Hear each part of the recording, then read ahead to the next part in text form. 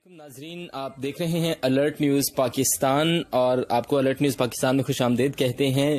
اور current affair کے حوالے سے گاہے بگاہے آپ ہماری ویڈیوز کو دیکھتے رہتے ہیں اور آپ کی پسندیدگی کا بے حد شکریہ۔ آج ہم بات کریں گے پاکستان اور انڈیا کے درمیان جو پچھلے چند روز میں تک جاری رہنے والی جنگ اور ایسکیلیشن کی صورتحال تھی۔ بھارت کی جانب سے جنگی جنون ان کے کاندھوں پہ بلکہ سر چڑھ کے بول رہا تھا، تو پاکستان کی جانب سے اس کا بہت ہی پیسفلی، بہت ہی مدبرانہ انداز میں جواب دیا گیا تمام محاذوں پر۔ اور بالخصوص آج آپ کے ساتھ ہم کلام ہونے کا مقصد یہ ہے کہ آپ کو ایک زاویہ وہ دکھایا جائے کہ پاکستان 3 محاذوں پر بھارت کو چاروں شانے چت کرنے میں کامیاب رہا ہے۔ سب سے پہلے تو جنگی محاذ کی بات کرتے ہیں۔ بھارت خود کو سمجھتا تھا کہ وہ بہت بڑی طاقت ہے، وہ بہت بڑی پاور ہے، پاکستان اس کے آگے بہت چھوٹا ملک ہے، اور یہ تو ایک حقیقت بھی ہے کہ پاکستان بھارت سے کمپیریٹیولی بہت چھوٹا ملک ہے۔ اور اگر ہم کنونشنل وار فیئر کی بات کریں تو بھارت کے پاس کنونشنلی پاکستان سے ان کو ایج حاصل ہے، ان کے پاس اسلحہ بھی زیادہ ہے، ان کی فورس بھی ہم سے 3 گنا زیادہ ہے، ان کے جہاز بھی ہم سے زیادہ ہیں، بحریہ بھی ان کی ہم سے بڑی ہے۔ لیکن اس کے باوجود جب ایسکیلیشن ہوتی ہے، خدا کی جانب سے کچھ ایسا ہوتا ہے کہ پاکستان کو غیبی مدد ملتی ہے۔ اس موجودہ صورتحال میں بھی ہم نے ایسا ہی دیکھا۔ پاکستان نے جنگی محاذ پر چاروں شانے چت کر دیا۔ پاکستان نے ان کے 2 جہاز گرائے، پاکستان نے ان کے جو 6 ٹارگٹس لیے انڈیا کے اندر، وہ ایسی آؤٹ سٹینڈنگ جگہیں تھی کہ بھارت آج تک حیران ہے اور پریشان ہے کہ یہ پاکستان نے کیا کیسے، اور واپس زندہ سلامت ان کے طیارے چلے بھی گئے، بلکہ ہمارے 2 طیارے گرا دیے۔ پھر ان کو اپنی فیس سیونگ کے لیے یہ کہنا پڑا کہ ہم نے بھی پاکستان کا ایک F-16 گرایا ہے، جبکہ پاکستان نے تو F-16 اس پوری آپریشن میں یوز ہی نہیں کیا۔ F-17 تھنڈر طیاروں سے یہ آپریشن لانچ ہوا، اور F-17 تھنڈر طیاروں نے ہی بھارت کے سخوئی جہاز کو گرایا۔ MiG-21 تو ٹھیک ہے، سخوئی جہاز کو بھی گرایا۔ آپ یوں سمجھے کہ چڑیا سے باز مروایا۔ پاکستان کی فضائیہ نے ہمیشہ ایسا ہی کیا ہے اور کبھی قوم کو مایوس نہیں ہونے دیا۔ ایک تو جنگی محاذ تھا، اس پر بھارت کو بری طرح سے شکست کا سامنا کرنا پڑا۔ اس کے بعد وہ میزائل داغنے والے تھے، تو پھر پاکستان نے بھی باوثوق حلقوں کے ذریعے ان کو پہنچایا میسج کہ اگر آپ ایک میزائل ماریں گے تو ہم 1 کے بدلے 3 کا جواب دیں گے۔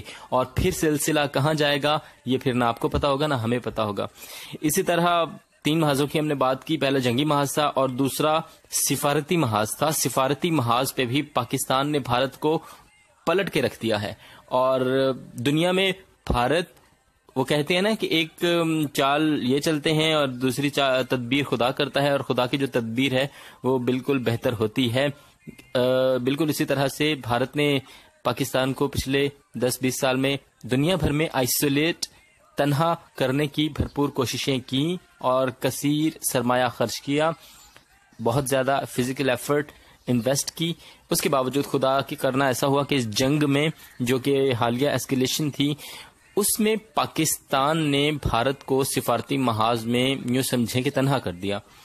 پوری دنیا کے اندر پاکستان کے موقف کی پذیرائی ہوئی، جبکہ بھارت کو تذلیل کا سامنا کرنا پڑا، کیونکہ بھارت بہت بڑا ملک ہے، کیونکہ بھارت کی مارکیٹ بہت بڑی ہے۔ پوری دنیا مارکیٹ کی وجہ سے، اپنے بزنس انٹرسٹ کی وجہ سے بھارت سے بگاڑ نہیں سکتی۔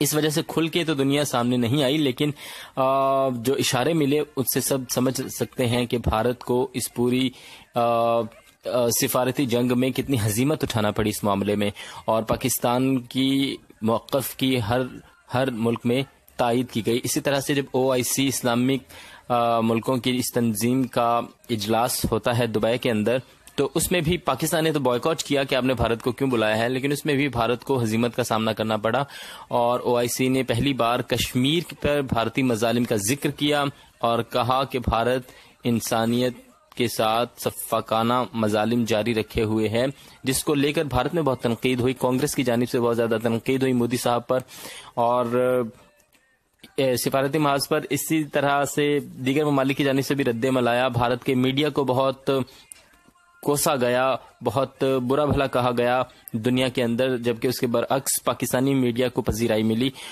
اور اس سے پہلے تو ہم سمجھتے تھے کہ پاکستانی میڈیا امیچور ہے، اور ہمارے چند ایک اینکر جو ہیں ان کو دیکھتے تھے تو سر میں درد شروع ہو جاتا تھا، لیکن جب ہم نے اس ایسکیلیشن کے دور میں بھارت کو دیکھا، بھارتی میڈیا کو دیکھا، تو ایوری ون واز شاکڈ۔ پھر ہمیں اپنا میڈیا اچھا لگنے لگا تھا۔ تو سفارتی محاذ کے بعد ایک اخلاقی محاذ تھا.